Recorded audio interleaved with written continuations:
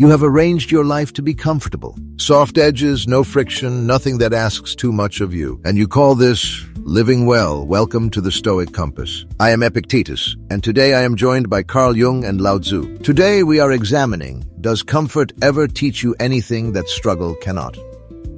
Let me state the obvious, since no one else will. Comfort is not the enemy of growth. Comfort is the absence of information. When nothing pushes back against you, when nothing resists you, you learn nothing about yourself that is worth knowing. You learn your preferences. You learn your habits. You do not learn your character. Character only shows itself under pressure. This is not a philosophical position. It is an observation. Take any person you admire and look at what formed them. It was not the easy years. I want to push back on that, Epictetus, because it is too clean. You are describing a mechanism. Pressure produces character, as if it were a law of nature. But I have sat with too many people who were broken by struggle, not made by it. Men and women who suffered enormously and came out the other side not clarified, but shattered, hardened in ways that closed them off. The idea that struggle automatically teaches is a flattering story. It is not a guarantee. You are both starting from the same assumption, that one of these things, comfort or struggle, is the teacher. But maybe neither is. Maybe what teaches you is what happens inside you when you encounter either of them. The comfort and the struggle are just conditions. What you do with the condition, whether you stay awake or fall asleep inside it, that is where the learning is or is not.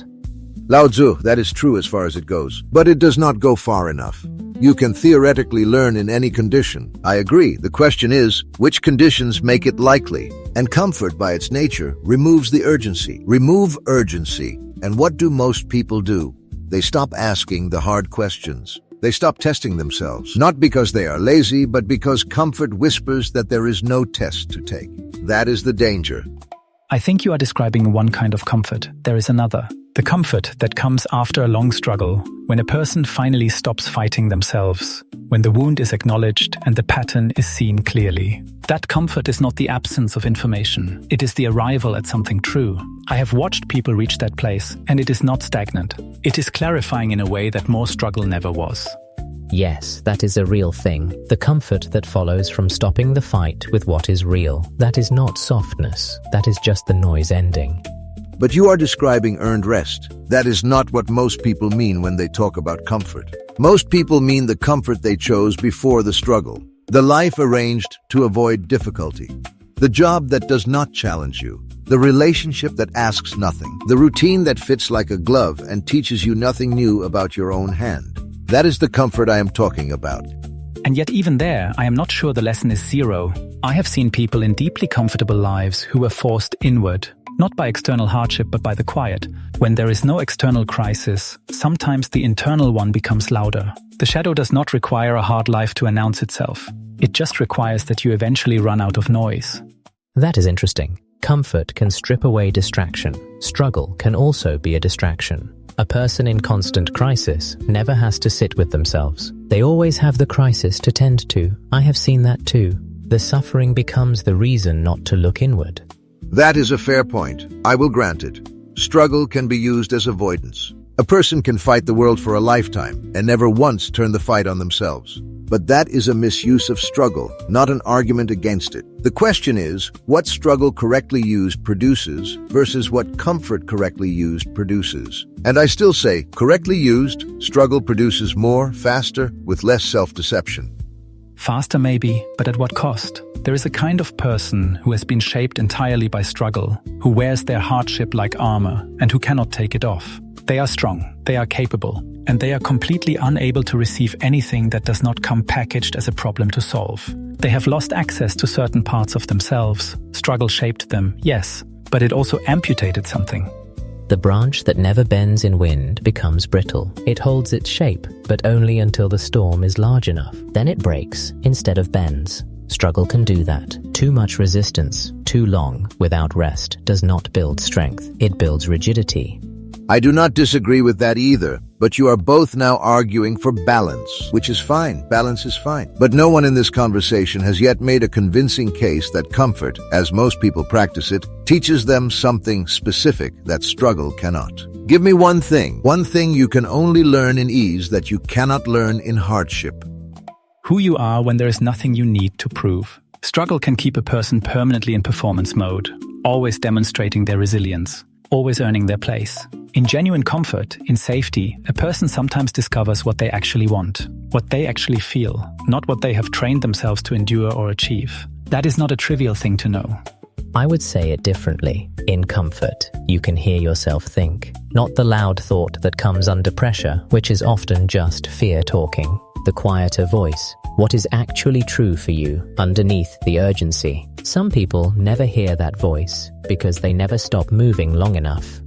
Now that I can respect, that is not a defense of comfort as a way of life. That is a specific and honest answer. Comfort as a window, not a residence. You sit in it long enough to hear yourself, and then you use what you hear. That I can work with. That is not the comfort I was attacking. I think what you are attacking, Epictetus, is comfort as identity. The person who has made avoiding difficulty their primary project. And I agree that person is not learning much. But the error is not the comfort. The error is the refusal. The refusal to look at anything that might disturb the arrangement.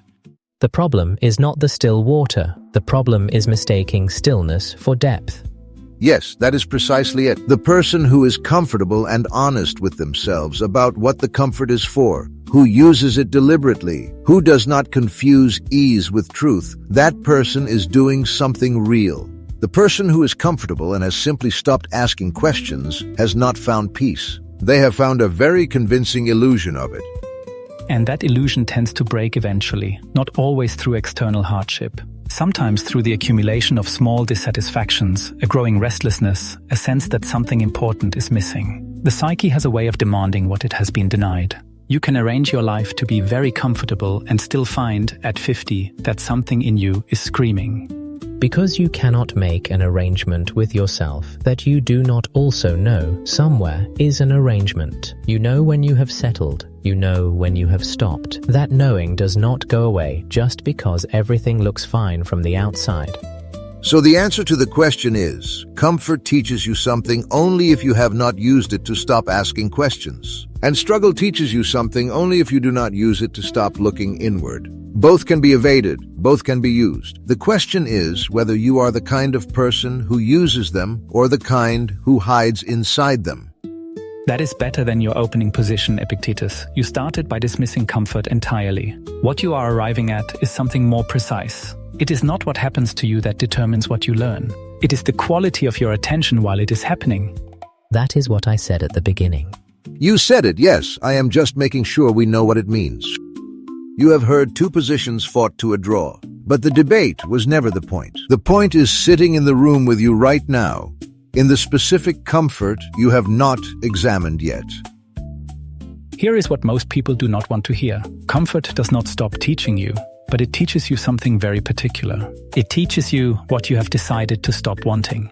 Every comfort you have arranged around your life represents a negotiation you made with yourself at some point. This situation is safe enough. This level of challenge is manageable. I will not reach past this boundary. Those negotiations made sense when you made them. Some of them still make sense, but some of them are old. Some of them are protecting you from a version of yourself you have long since outgrown. And the comfort keeps the protection in place long after the original reason for it has passed. This is not a reason to dismantle your life. It is a reason to look at it. The question is not whether you are too comfortable. The question is whether your comfort is still honest. Whether it reflects what you actually need now, or whether it reflects a fear you never examined. Struggle is faster at making you face this. Struggle tends to rip the arrangement apart and force the question. But comfort, if you are willing to sit inside it with real honesty, can ask the same question more quietly. And quiet questions, when you actually hear them, go deeper. Today, try this. Find one comfort in your life, one arrangement, one habit, one situation you have kept in place, and ask yourself honestly,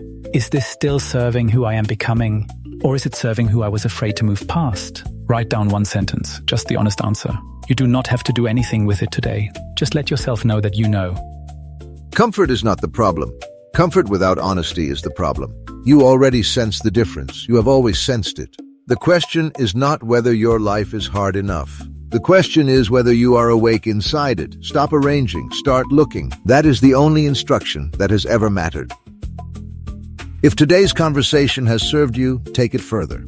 Pay Attention by C. Trebu, 12 Lessons in the Practice of Seeing Clearly. Available now on Amazon.